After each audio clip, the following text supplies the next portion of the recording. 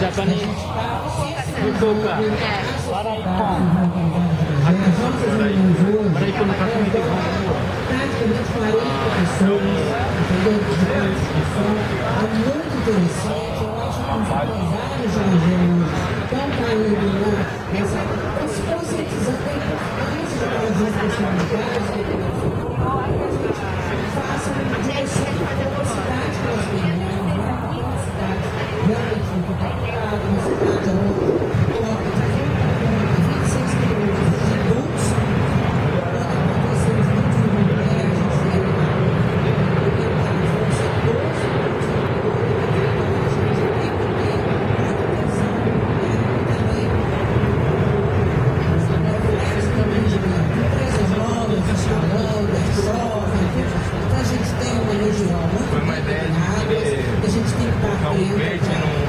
no deserto, na Grécia e na Austrália.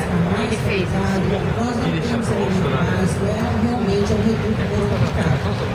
No dinheiro, não money. You don't need money.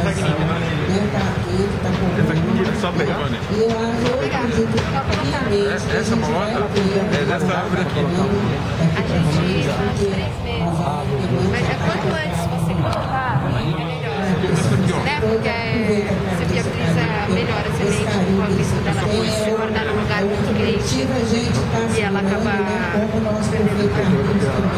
que é uma pessoa que valorizou muito a questão da Agenda 21, até o nosso prefeito lá, ele se sensibilizou através dos contatos que ele teve com famílias e de entender um pouco, né, porque falta compreensão desse processo da Agenda 21. É um processo que, apesar de ter sido criado, discutido, um projeto que surgiu na época de 92, ele ainda realmente falta compreensão tanto da sociedade civil como da parte dos governos.